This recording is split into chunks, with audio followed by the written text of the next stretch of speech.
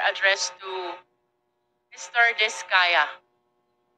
Mr. Chair, may I confirm if Mr. Diskaya is still attesting to the truthfulness of the contents of his affidavit dated September 6, 2025, which he presented in the Senate and where he identified lawmakers and DPWH officials allegedly involved in the anomaly in flood control projects. Mr. Diskaya, ito po ba'y pinatotohanan niyo pa?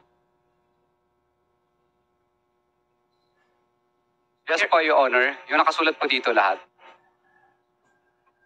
Your narration of facts in your affidavit involves billions of pesos.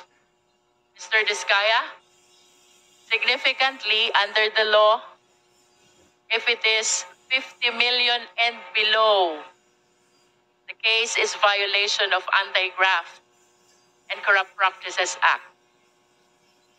But if the case is more than 50 million, it constitutes violation of anti-plunder law. I want you to realize violation of anti-plunder law is punishable by life imprisonment and it is a no-bail offense. Which means if information will be filed by the Sandigan against you and your other co-accused during the entire period of hearing, kayo pong mag-asawa and the rest of the co-accused ay makukulong at mapapahiwalay sa inyong mga anak. Do you realize that? Your Honor, ano po, lahat po ng project po namin ay nakuha po namin sa public bidding. Mr. Chair, can we please direct the resource person to be responsive to the question? Please be responsive, Mr. Diskaya. Your Honor, lahat po ng project namin ay nakuha po namin sa public bidding. Mr. Chair, for the guidance of the resource person, I will repeat the question. Earlier, ang sabi po ni Mr. Diskaya, to this time ay pinatototohanan pa rin niya ang nilalaman ng kanyang sinumpaang salaysay. And I wish to remind him that that sinumpaang salaysay constitute an offense we call violation of anti-plunder law.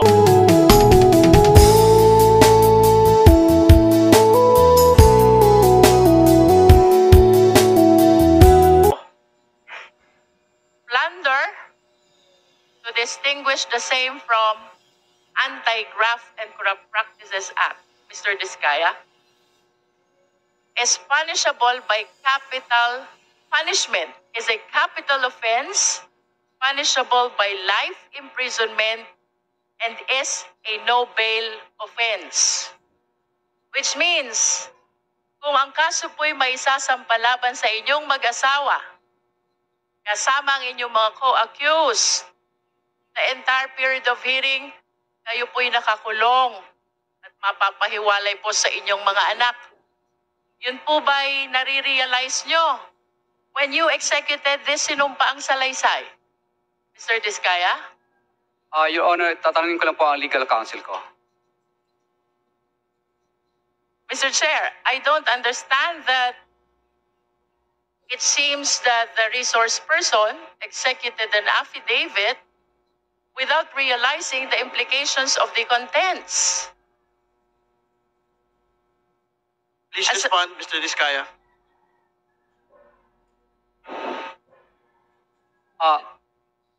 To simplify the question, Mr. Diskaya, nauunawaan niyo po ba ang repercussion, ang epekto, ang implication, ang consequence ng salaysay na inyong isinagawa sa inyong buhay, pamilya?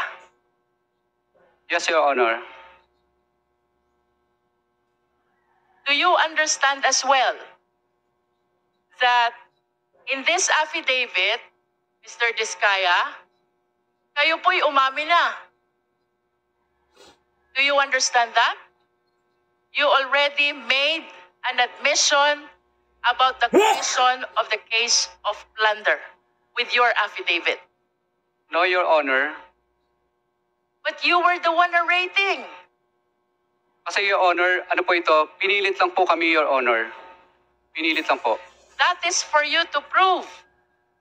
But in as far as this committee is concerned, including the members, when we go over your sinumpaang salaysay, to me it appears you are admitting already to the case of plunder. And the worst thing, Mr. Diskaya, among the lawmakers and the DPWH officials whom you identified, all of them denied.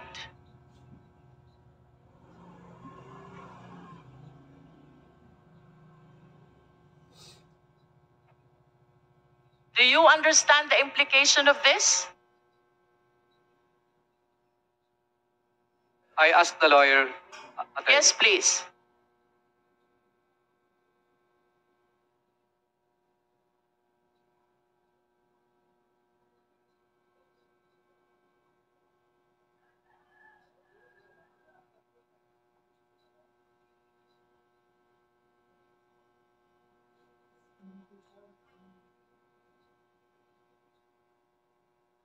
Your Honor, yes po.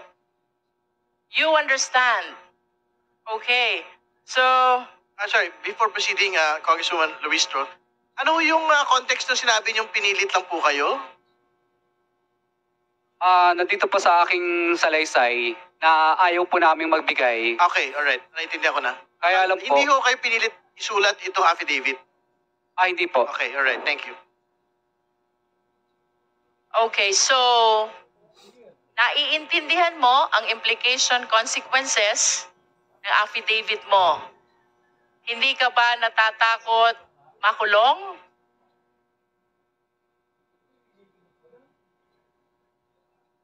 Natatakot, Your Honor. Hindi ka ba natatakot makulong ang asawa mo? Natatakot, Your Honor. Hindi ka ba natatakot na mapalayo kayong mag-asawa sa inyong mga anak? Natatakot, Your Honor. Then why? Kaya po Why namin- did you execute this affidavit? Your Honor, mas natatakot po kasi kami sa buhay namin ngayon dahil kinukuyog na po kami ng taong bayan. Kaya po, nag-execute po kami ng affidavit na ito dahil 120 million Filipinos po ang parang gusto kaming patayin at kami na rin po ang pinag-uusapan sa mga misa ng simbahan. Opo, kaya po napilitan po ako, sa totoo lang po, napilitan lang po akong yung mga kamag-anak ko na gusto na nilang magsalita. Sapagkat po lumalabas na parang ang sama-sama po namin. Parang gusto kaming patayin ng buong 120 million na Pilipino. Kaya ngayon po, naisip po ng misis ko at ako po na mas mabuti pong yung mga pinangalanan na lang po namin dito ang maging kaaway namin at yun na lang po, alam namin po na ito lang po ang papatay sa amin, itong mga taong ito. Hindi po yung 120 Pilipino na gusto kaming katayin. At yung nangyayari po sa amin dito ngayon ay parang nakakahiya. Para kaming magnanakaw, samantalang hindi naman po kami nagnakaw. Napilitan lang po kaming gawin ang bagay na ito sapagkat mutual terminate nila ang mga project namin. Hindi kami pinasisingil. Road right of way ang nangyayari po. Kaya po kami po ay sinigaw na lang po namin ito kasi namili po kami mag-asawa. Bulak, 1 kilong bulak o 1 kilong ginto. Ang pinili po namin, 1 kilong ginto. Dahil una, pareho lang naman siyang mabigat. Yung bulak at saka ginto, pareho siyang mabigat. Pero pinili po namin yung ginto. Kahit po kami mamatay bukas o papatayin po kami ng mga politikong ilang piraso na ito, alam po namin na may dangal po kaming mamamatay. Kaysa naman patayin po kami ng buong Pilipino sa Pilipinas. Na kahit saan po kami magpunta sa dulo ng Mindanao, Luzon at Visayas ay parang kaaway po namin lahat ng mga Pilipino. Samantalang ngayon po, natatakot po kami sa buhay namin. Alam namin kung sino lang ang kaaway namin. Yung mga pinangalanan po namin dito, ito na lang po ang alam namin kaaway. Hindi po 120 million Pilipino po ang kaaway namin. Kaya sana po, pagbigyan niyo po sana kami kasi yung iba pong mga gusto pa pong mag-witness ng mga contractor, kung ako po ay inyong parurusahan po sa ginawa kong ito at ako po ay papagalitan po ninyo, wala na pong iba pang sisigaw ng mga kontraktor sa buong Pilipinas. Dahil una matatakot na sila kung ano po ang mangyayari sa akin. Kasi ang mangyayari po, parang nagbibigay po tayo ng hudya sa iba't ibang pang mga kontraktor na, hoy, tingnan nyo, ang nangyayari kay Curly at saka kay Sarah, tutulad ba kayo dyan para mag-star witness? Hindi na sila sisigaw, parang nagbibigay po tayo ng anyaya sa lahat ng mga tao na ang maging star witness. Mr. Chair, if I may interrupt our resource person, I wish to believe that you are not yet a witness, much less a state witness. And that reminds me as well of paragraph 33 of your affidavit. Who gave you the idea about state witness? Bali, ano po, ito po ay sinubukan po namin sapagkat kami po ang Please respond to the question, Mr. Diskaya. Ano po, tinanong ko rin po sa mga lawyers din po namin. What do you understand about becoming a state witness? Who decides for you to become a state witness? Ang ano po, presidente po at saka yung Senate po. I don't think so, Mr. po. Diskaya. Becoming a may I state interject? witness is a decision that comes from the court and not from you. And there are requirements that we have to consider. If I may share this to the public, under the rules of court, to become a state witness, number one, the testimony must be there must be an absolute necessity for the testimony. Number two, it can be corroborated. Number three, no other direct evidence.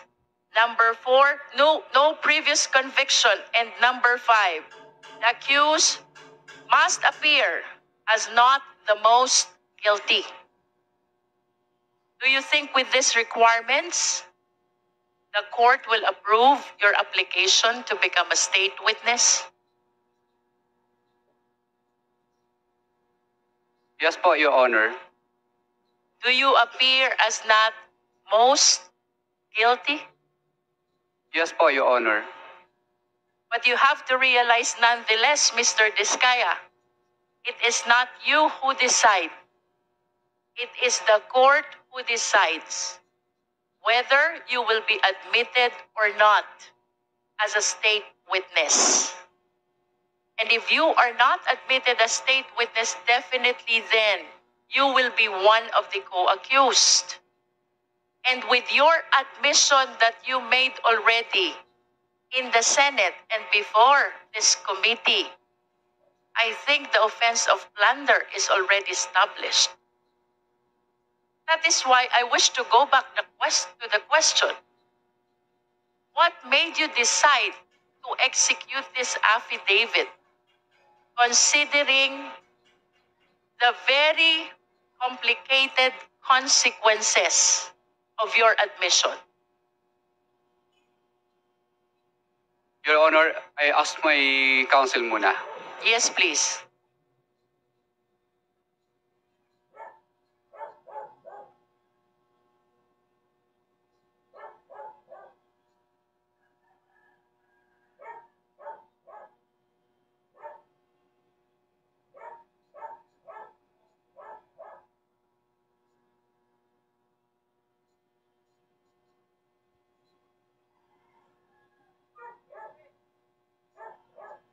Your Honor, nasabi ko na po yung mensahe ng sinabi ko po kanina.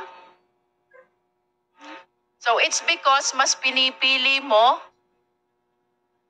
na makulong kesa sa magalit at mapatay ka ng mga taong nagagalit sa'yo. Do you confirm that, Mr. Diskaya? Yes po, Your Honor. Okay. I wish to invite your attention to paragraph 9 of your affidavit. Mr. Diskaya, sabi mo dito, nagkaroon ng kaunting tagumpay. Kaunting tagumpay ang St. Gerard Construction, kaya minabuti naming mag-asawa na mag-expand at bumuo ng iba pang kumpanya. Can you please enlighten us, what is Kaunting Tagumpay to you? Your Honor, naging umulad po yung aming kampanya, kaya po nagtayo po ang misis ko ng sarili niyang korporasyon. Can we please convert this into quantitative terms? Magkano po ba yung Kaunting Tagumpay na kinita ng St. Gerard, which prompted you to incorporate additional corporations? Your Honor, wala po akong data sa ngayon, Your Honor, pero bigyan niyo po ako ng pagkakataon para po. But at least give us an idea, is this millions or billions?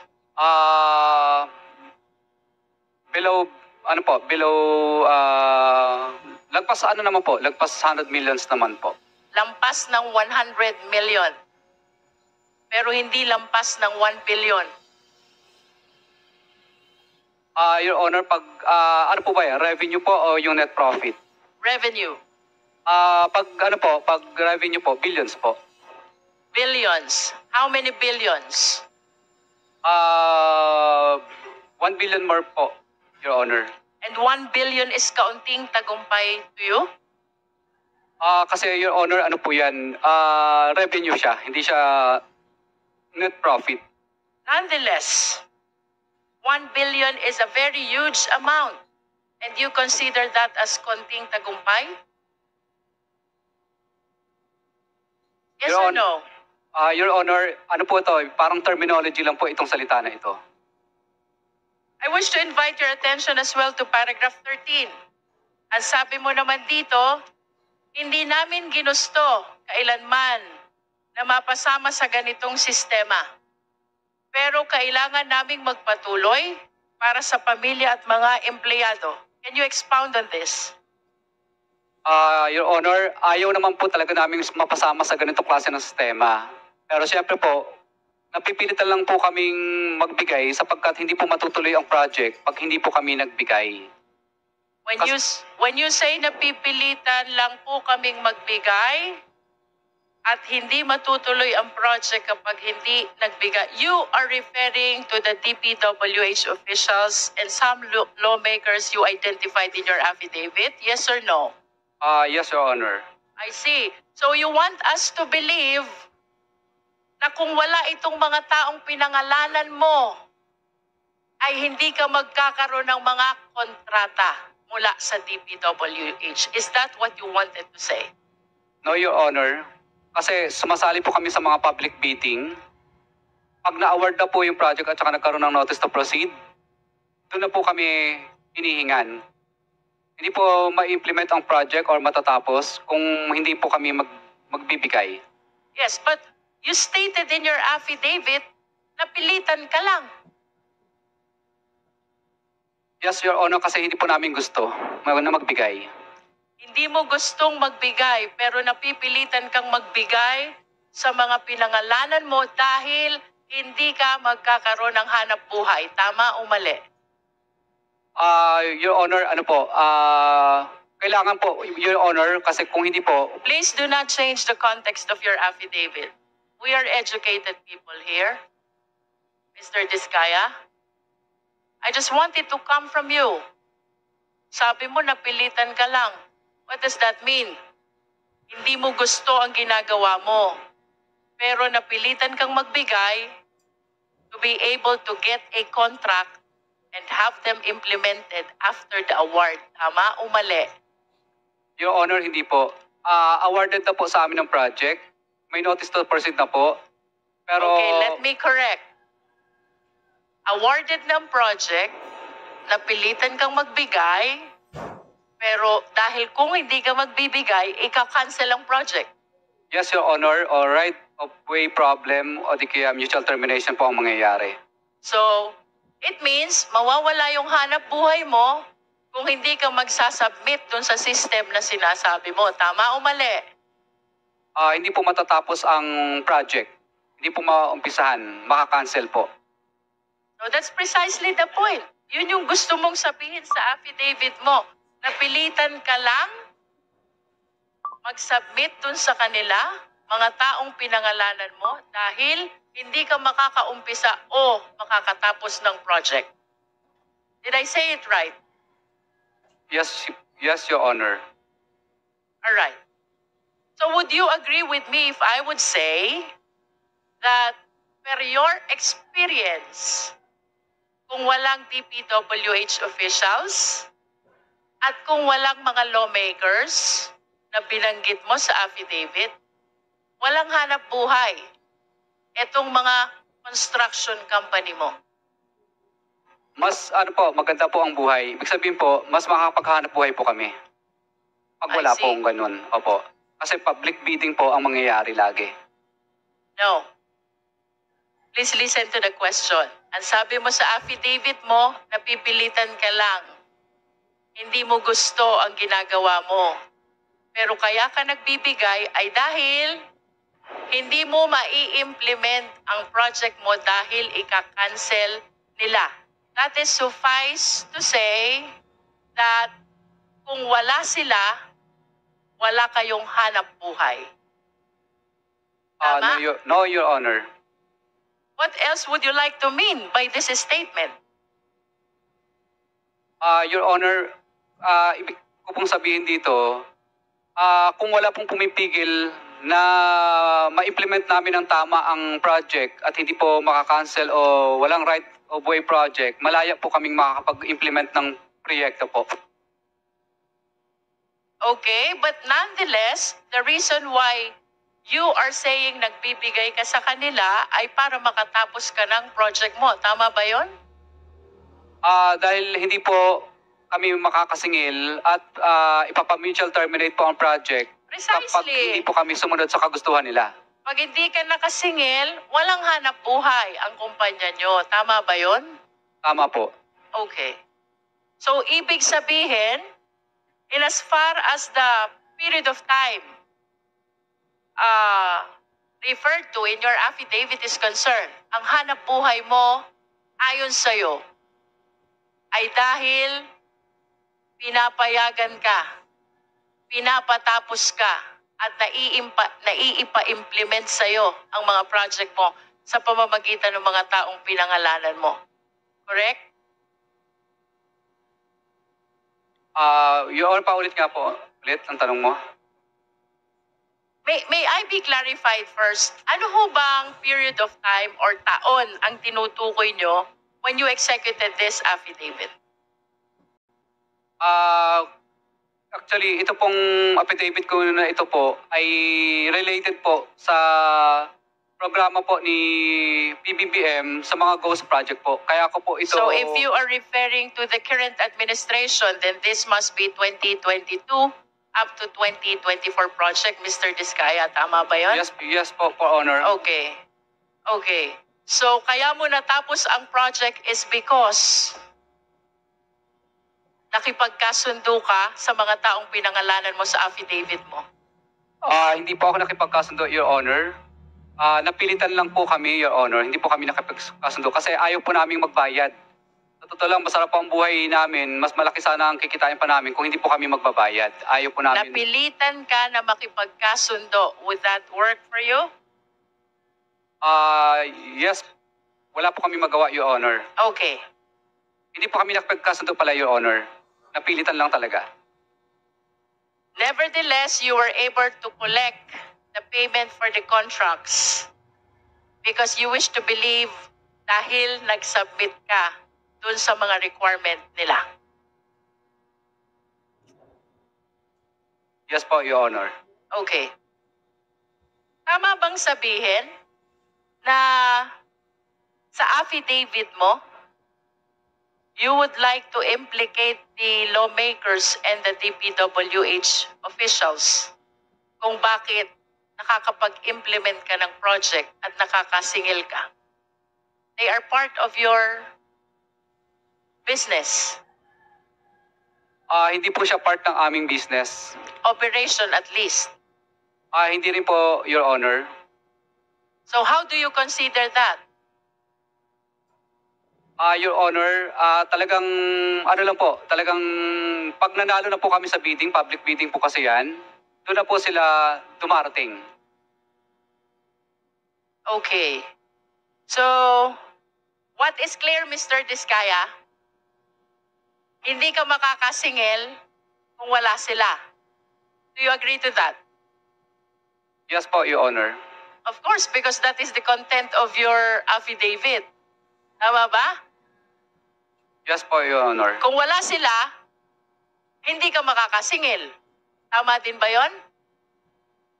Yes po, Your Honor. Binaligtad lang natin yon, ha? Ibig sabihin, para makasingil ka, dapat nandiyan sila. Tama? Tama, Your Honor. Okay. Now, I wish to show you a graph of the revenue which you earned during your past operations. Secretariat, please.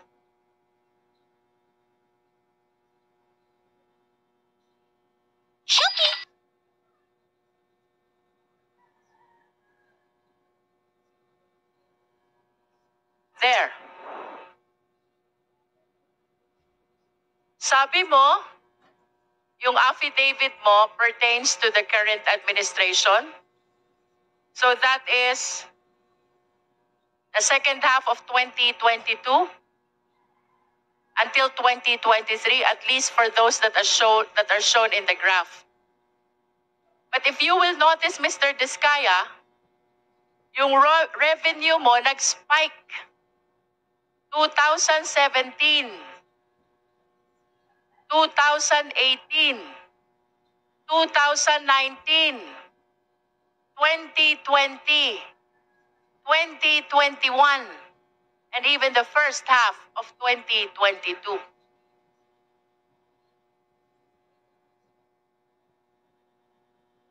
This only shows, Mr. Diskaya, that the revenue that you are generating during the former administration, 2016 to 2022, is bigger than the revenue that you are generating under the current administration. How can you explain this?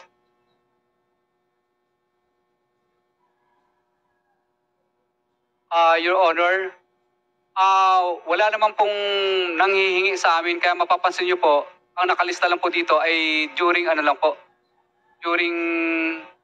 lang po, sa 2022 lang po. Dahil ang naging topic lang naman po dito is about sa unprogrammed flood control projects po. Kaya related lang po ito sa mga unprogrammed na related projects lang po. Can you repeat your answer, Mr. Diskaya? During the previous administration? Your Honor, wala naman pong ganyan po nung past 3 administration po.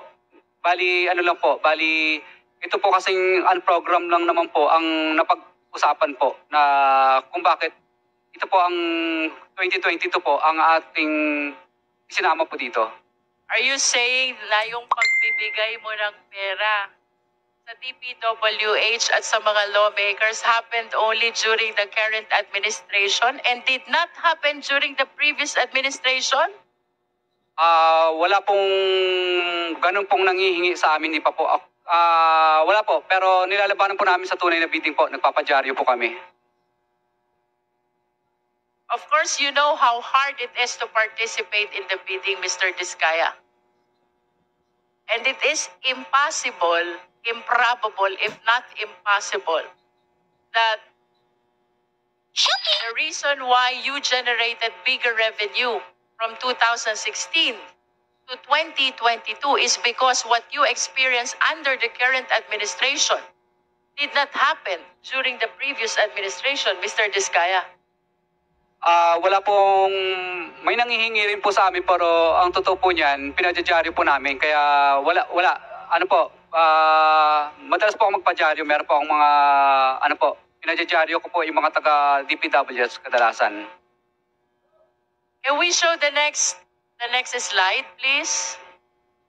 As a matter of fact, Mr. Diskaya, during the previous administration, 2016 to 2022, where's the second slide?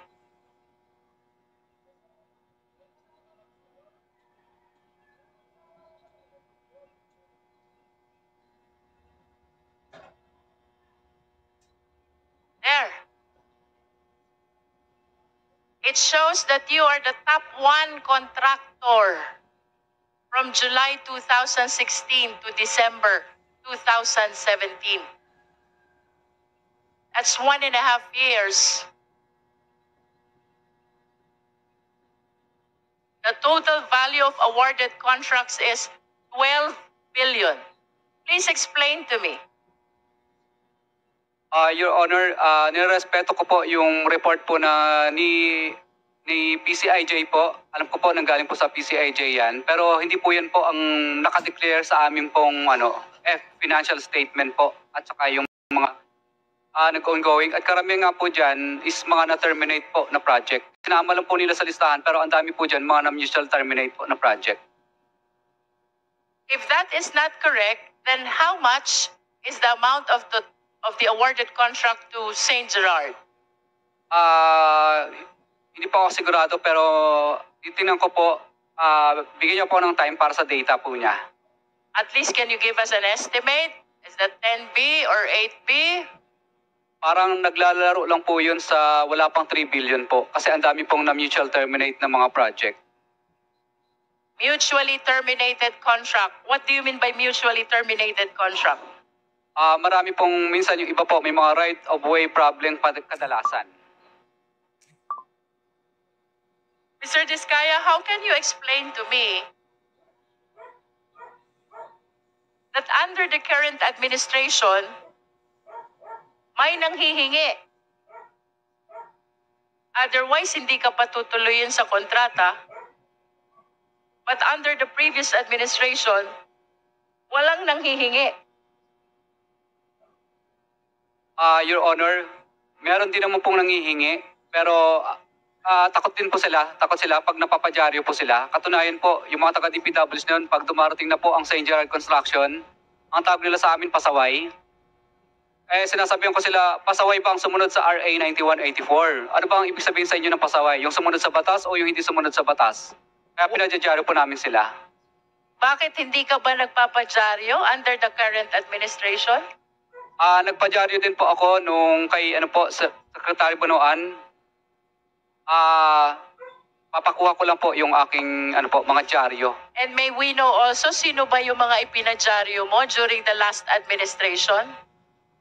Iba't ibang mga district po dito sa Pilipinas. Saka Like mga how region many po. of them? Mga district engineer ba yan? Mga regional director ba yan? Can you please name names? Siyempre, pag nagpadyaryo ka, that is something which is very memorable to you. Opo. Yung iba po dito po sa DPWH, Cebu. Yung iba po, Sino? yung iba po, sa Region 4A. Who? Opo, hindi po, mga Bids and Award Committee lang po ang pinadyaryo. Bids and Awards Committee. Sino doon? Can you please name names? Hindi po, ang ginagawa ko lang po, binabanggit ko lang po yung pangalan ng distrito na yon, pero hindi ko po binabanggit yung pangalan ng Bids and Award Committee na nag-disqualified sa amin, kundi buong district po ang pinapangalanan ko. Okay. Can you please walk us through? Sige nga, kwento mo sa amin, ano yung sinasabi mong pagpapadyaryo? Mr. Chair, What are the contents of the if I publication? may interject, may we request for a physical copies of those tabloids na sinasabi po niyang siya po ay nagpadyaryo ng mga DPWH officials, lalo na po yung mga Bids and Awards committees, para po malaman natin kung totoong nagsasabi po ng totoo ang ating resource person. Yes, Salamat po. Mr. Diskaya is ordered to submit copies of the publication of names in the dailies. Yes po, Your Honor. Mr. Diskaya, kindly continue explaining anong meron sa current administration compared to the past administration kung bakit, sabi mo, walang nanghihingi during the past administration. Your reason is, nagpapadyaryo ka noon. Ngayon ba, hindi ka nagpapadyaryo? Nagpapadyaryo din po, Your Honor.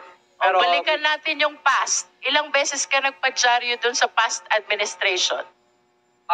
Marami din po. Sa bawat Can you please state the number? How many occasions na nagpadyaryo ka? Your Honor, marami na rin po. Hindi ko na po masyadong maalala yung karamihan. Is it more than 10? More than 20? More than po, more than. More than 100? Hindi naman po.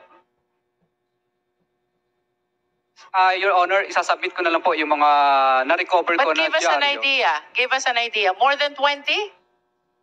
More than 50 plus po yata yun. 50 50 plus yung naipadyaryo mo. But you were saying, ang laman ng publication mo ay just the engineering office. You do not include the name. Can you please tell us? Well, di ba nagpo-posting naman talaga kayo? Posting and bidding, during bidding, right? That's part of the requirement Yes po, under Your Honor. procurement law. Yes po, Your Honor. Anong laman ng publication pag pinadyaryo mo sila? Nasa front cover po lahat yung... What do you say? Anong nakalagay doon? Nakalagay po doon na yung pangalan po ng DPWs niyan na kami po ay disqualified sa bidding at humingi kami ng tulong kay Secretary Mark Villar dati noon.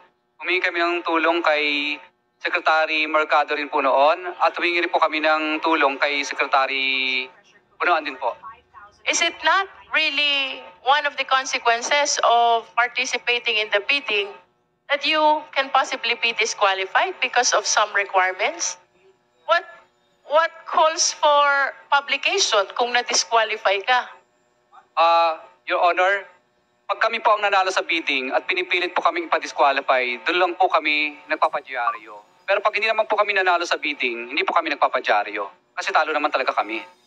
And you honestly believe that that is the sole reason kung bakit yung na-experience mong panghihingi ngayon, ayon sa iyong salaysay, ay hindi mo na-experience noon? Yes po, Your Honor. Kasi That is the only reason? takot po sila pag nilalagay na po yung kanilang hatian doon sa dyaryo sa open letter. Is it not that dapat mas nagpadyaryo ka pa nga ngayon? Dahil sabi mo maraming nanghihingi sa'yo. Your Honor, kaya po ako naglakas loob na po ngayon na magsalita dahil kami po ay gustong tumulong po kay I PBBM po. understand, but prior to this time, Mr. Diskaya, kung noon, nasabi mo takot, palagi ka nagpapadyaryo, bakit hindi mo naisip yan? Why did you wait for the President to discover all the anomalous projects in Bulacan before you came out to the open? Your Honor, ilang beses din po ako nagpadyaryo at nagsusumbong pa po ako kay Secretary Bunoan. Pero mapapasin niyo po sa open letter ko doon na parang hindi po pinapansin ni Secretary Bunoan yung dyaryo ko kasi tabloid lang ang dating. Chair, Yes, please. quick interjection lang, Mr. Chair. Yes, please proceed. Yes. Siguro we have to put it on record that some of the Kongs that were mentioned were not part of the 19th Congress. And That is correct. to add lang, Mr. Chair, hindi ka naman magkakaroon ng disqualification kung nagko-comply ka. Thank you. Yun lang, Mr. Chair. Mr. Chair, I just want to manifest that I really find it unbelievable how a simple publication can change entirely this system that he is alleging. Dahil lang sa pagpapadyaryo, his allegation na may nanghihingi under the current administration is entirely absent during the past administration. Mr. Diskaya? Your Honor, ang totoo po talaga dyan kung bakit po takot po lahat ng mga contractor, hindi lang po kami. Kung kami nga pong mga malalaking contractor ay takot po, mas lalo na po yung mga maliit. Kasi po, Your Honor, nagkaroon po ang DPW sa department order na kapag na-disqualified ka po ng 3 ulit, ay mabablacklist ka na po. So takot na takot po yung mga contractor na ma-disqualified ng 3 times. Kasi ang department order po nila, 3 na disqualification, i-recommend ka nila para ma-blacklist po. So takot po ang mga contractor na ma-blacklist ng 3 ulit kasi sigurado pong ma-disqualified ng 3 ulit kasi sigurado mabablacklist po sila. Kaya ang ginagawa na lang po ng lahat ng contractor minsan, makisama na lang kasi mabablacklist po kasi yung mga taga-Bisin Award Committee po, gagawang kanila ng paraan para kahit tuldok lang, tuldok sa nakasalitang nagkamali ay disqualified ka na po. Are you Magprotesta referring ka. to the previous or the current administration? Ngayon lang po kasi nauso yung yung department order na 3-strike policy na So you are referring to the current administration. Let me simplify my question, Mr. Diskaya. I'm about to conclude. Yes po, kasi naghigpit po sila ng gusto para po yung Mr. Diskaya, if I may interrupt, I will simplify the question. Yes po, Your Honor. Would you like to say na sa current administration may nanghihingi, pero sa past administration walang nanghihingi? Your Honor, meron din naman po na may nanghihingi po, pero hindi ganun kahigpit po. For example po, hindi uso ang 3-strike policy po noon. Na pag naka-disqualified po ang contractor na 3 ulit, magpa-blacklist na. Alright. With your admission na may nanghihingi din po, question, bakit hindi mo sinama doon sa affidavit mo? Your Honor, ano po yun? Hindi naman po naging successful yun. Kaya hindi ko na po, Nonetheless, may nanghingi pa rin. It's you who admitted. May nanghihingi din po during the past. You know why I'm asking you this line of questions? Because there is a principle in the law of evidence, falsus in uno, falsus in omnibus. False in one testimony is false in all testimonies. Bakit parang nagkaroon ka ng selective amnesia, Mr. Diskaya? Would you like us to believe na may nanghihingi during the current administration tapos walang nanghihingi during the past administration? How would you even explain that during the past administration, top 1 contractor ka from PCIG data, and yet you are claiming walang nanghihingi unlike during the current administration? What I wish to point out, Mr. Diskaya, your affidavit is full of inconsistencies and lies. Your Honor, ang affidavit po na ito ay tungkol lang po sa pagsuporta po namin kay PBBM po. Kasi po, ang kanya pong finirash po sa TV nung nakaraan po ay report po tungkol sa mga unprogrammed po na project. Kaya dito lang po ang salaysay ko hanggang... Okay, then let me ask you, if you are saving your statement by claiming that you are pertaining only to what the President discovered as anomalous projects during his administration, let me ask you, sino yung mga nanghihingi during the past administration? Your Honor, ano lang po,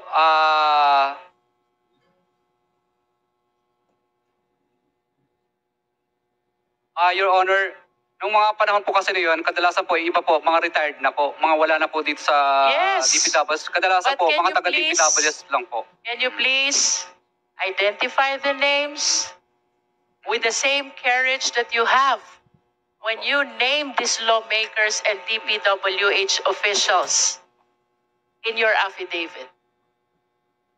Your Honor, for example po, si D.E.R. Pascual po dati. Kaya lang patay na po Who siya. is kawawa na D.R. po. Pascual? Opo, D.E.R. Pascual. Siya po ang bago po siya namatay noon, ay pinablacklist niya po kami dahil nag-negative slippage. So siya po ang talagang tunay na nanghihingi sa amin. Huwag ka So hindi po magbanggit kami... ng pangalan ng patay na. Bakit pangalan ng patay yung binabanggit mo, hindi makakasagot sa'yo? Opo.